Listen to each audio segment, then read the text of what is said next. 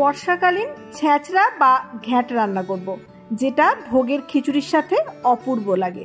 বর্ষাকালীন ছ্যাঁচড়া মানে যে সকল সবজিগুলো এই সময় পাওয়া যায় সেগুলো দিয়েই এই ছ্যাঁচড়া বা ঘ্যাঁটটা বানানো হয়।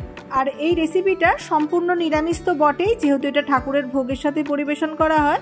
আবার এভাবে রান্না করে আমরা ঠাকুরের ভোগও দিতে পারি। নমস্কার বন্ধুরা, কেমন আছেন সবাই?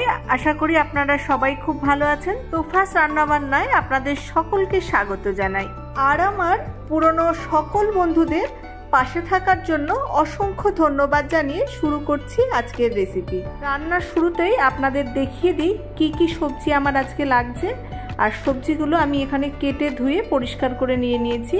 এখানে নিয়েছি লাল আলু। লাল আলুগুলোর অল্প অল্প খোসা আমি ছাড়িয়ে নিয়েছি আর একটু বড় বড় টুকরো করে কেটে নিয়েছি। আর নিয়েছি লাল শাকের মিষ্টি ডাঁটা, এখানে সাদা ডাঁটাও নেওয়া যেতে পারে। নিয়েছি আলু, বেশ বড় বড় ডুমো ডুমো করে কেটে নিয়েছি। নিয়েছি বেগুন, লম্বা লম্বা টুকরো করে কেটে নিয়েছি। লাগছে বরবটি, লম্বা লম্বা টুকরো করে কেটে নিয়েছি। মিষ্টি কুমড়ো কেটে নিয়েছি। আর নিয়েছি কচু, গাটি কচু, কচুগুলোকেও লম্বা করে কেটে নিয়েছি। আর নিয়েছি ঝিঙে, অল্প অল্প খোসা রেখে একটু বড় বড় করে কেটে নিয়েছি। রান্না শুরু করার জন্য গ্যাসে কড়াই বসিয়ে দিয়ে দিলাম 1 টেবিল চামচ গোটা ধনে, 1 টেবিল চামচ গোটা জিরে আর 3টে শুকনো লঙ্কা, 2টো তেজপাতা। এই সব মশলাগুলোকে একসাথে নেড়েচেড়ে শুকনো খোলায় ভেজে নিচ্ছি। মশলা ভাজার সময় গ্যাসের ফ্লেমটাকে একটু কমিয়ে রেখে ভাজবো, তা না হলে মশলা পুড়ে যাবে। মশলা ভাজা হয়ে গেছে, মানে ভাজা মশলা থেকে যখন সুন্দর একটা গন্ধ বেরোবে তখন বুঝবেন মশলা ভাজা হয়ে গেছে। মশলাটা নামিয়ে একটা অন্য পাত্রে ঢেলে ঠান্ডা করে নেব।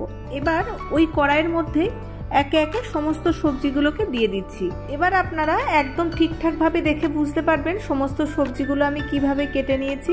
আলুগুলো বড় বড় করে কেটে নিয়েছি, ডাঁটা কেটে নিয়েছি, তারপরে দিয়ে দিলাম লম্বা লম্বা করে কেটে রাখা গাটি কচু, লাল আলু, মিষ্টি কুমড়ো, বেগুন আর বরবটি একসাথে দিয়ে দিলাম। আরও কিছুটা সবজি আমার কেটে রাখা ছিল, সেগুলো এর মধ্যে আমি অ্যাড করে দিয়েছি। এবার এই সবজিগুলোর মধ্যে অল্প করে জল দিয়ে দিচ্ছি। 1.5 গ্লাস মতো জল আমি এর মধ্যে দিয়ে দিলাম। খুব বেশি জল দেবো না, এমনিতেই সবজি থেকে জল বেরোবে। সবজির মধ্যে অল্প নুনও দিয়ে দিচ্ছি। এবার একটু নেড়েচেড়ে ভালো করে মিশিয়ে দিয়ে একটা ঢাকা দিয়ে দেবো আর সবজিগুলোকে হাফ সিদ্ধ করে নেব। অনেকেই বলেন সবজি সিদ্ধ করলে টেস্ট আসে না। সবজি সিদ্ধ করে জলটা ফেলবেন না, ওটা কাজে লাগবে, এমনিতেই টেস্ট আসবে। সবজিগুলো হাফ সিদ্ধ হয়ে গেছে, এবার নামিয়ে নেব আর একটা ঝুড়ির মধ্যে ঢেলে দিয়ে সবজির জলটাকে ঝরিয়ে নেব। তবে জলটা কিন্তু ফেলবেন না, আগেই বলে দিয়েছি জলটা কাজে লাগবে। সবজির জলটা ঝরতে দিয়ে দিয়েছি আর কড়াইটাকে সুন্দর করে পরিষ্কার করে নিয়ে গ্যাসে বসিয়ে দিয়ে কড়াই গরম করে দিয়ে দিচ্ছি সর্ষের তেল। তেলের পরিমাণটা আমি এখানে হাফ কাপ মতো তেল দিয়ে দিয়েছি, খুব বেশি তেল ব্যবহার করিনি। তেল ভালো মতো গরম হয়ে গেলে কয়েকটা বিউলির ডালের বড়ি দিয়ে দিলাম আর নেড়ে চেড়ে বড়িগুলোকে বেশ লাল লাল করে ভেজে তুলে নেব।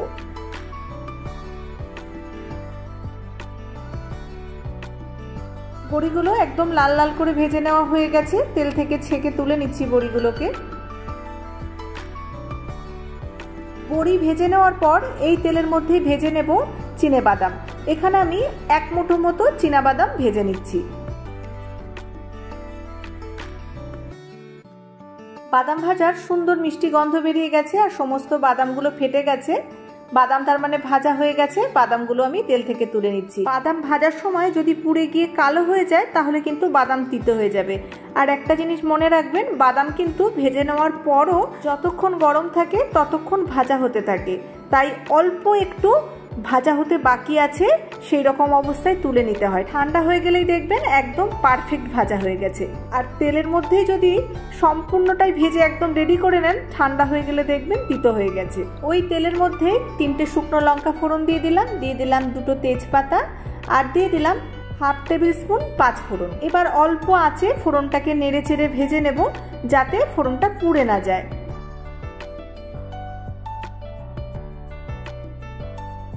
30 সেকেন্ড মতো নাড়াচাড়া করতে করতেই ফোড়ন থেকে একটা সুন্দর মিষ্টি গন্ধ বেরিয়ে গেছে। এবার এই ফোড়নের মধ্যে দিয়ে দিচ্ছি একটা কেটে রাখা টমেটো।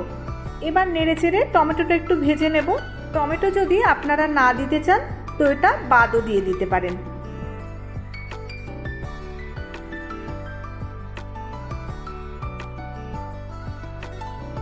টমেটোটা বেশ সুন্দর মজে গেছে। এবার এর মধ্যে সমস্ত যে সবজিগুলো সিদ্ধ করে রেখেছিলাম সেগুলো দিয়ে দেব। এখানে আমি যে সবজিগুলোর ব্যবহার করেছি তার মধ্যে থেকে যদি আপনাদের কোনো সবজি অপছন্দ থাকে সেটা বাদ দিয়ে দিতে পারেন, আবার যদি কোনো পছন্দের সবজি থাকে সেটা অ্যাডও করতে পারেন। এবার নেড়েচেড়ে সবজিগুলোকে বেশ ভালো করে ভেজে নেব। সবজি সিদ্ধ করার সময় আমি যে নুনটা দিয়েছিলাম নুনটা একদম ঠিকঠাক দিয়ে দিয়েছি, তাই আমার এখন একটুও নুন লাগবে না।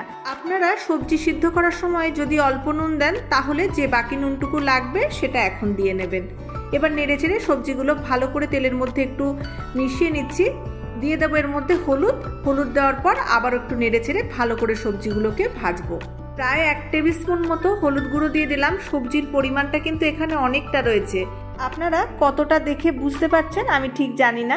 এই ছ্যাঁচড়া বা ঘ্যাঁটটা খেতে এত সুস্বাদু হয়, তাই ইচ্ছে করেই আজকে অনেকটা পরিমাণে করেছি, আর আমার বাড়ির সকলে ভীষণ পছন্দ করে এটা খেতে। আপনারাও ঠিক এভাবে একবার বানিয়ে দেখবেন।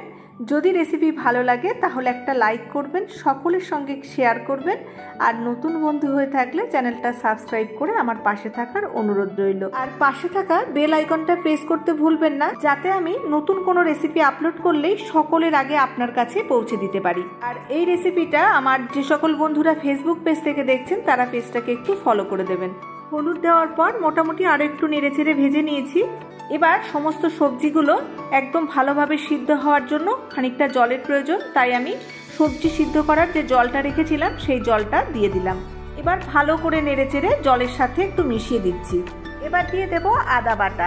আমি সব সময় আদা এরকম উপর থেকেই দিই, এতে সুন্দর একটা গন্ধ আসে, তবে আপনারা চাইলে তেলের উপরেও দিতে পারেন। আমি এখানে 1 টেবিল স্পুন মতো আদা বাটা দিয়ে দিলাম। আপনাদের যদি সবজির পরিমাণটা অল্প হয় তাহলে আদা বাটা খুব অল্প করে দেবেন। মশলার বাটিটা ধুয়ে সামান্য একটু জলও দিয়ে দিলাম। এবার নেড়েচেড়ে ভালো করে মিশিয়ে দেব।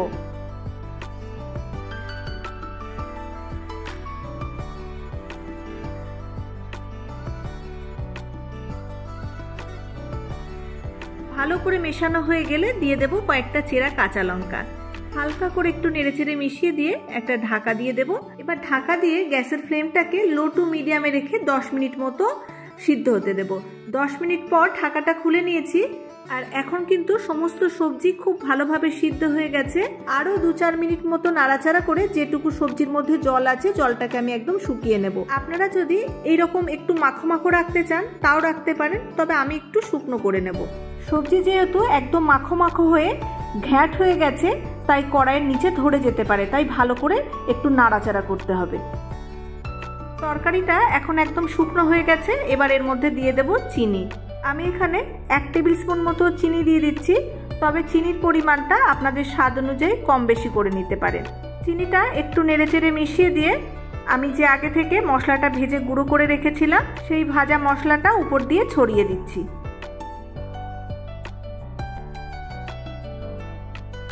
আবার একটু নেড়েচেড়ে মশলাটা সবজির মধ্যে মিশিয়ে দিচ্ছি।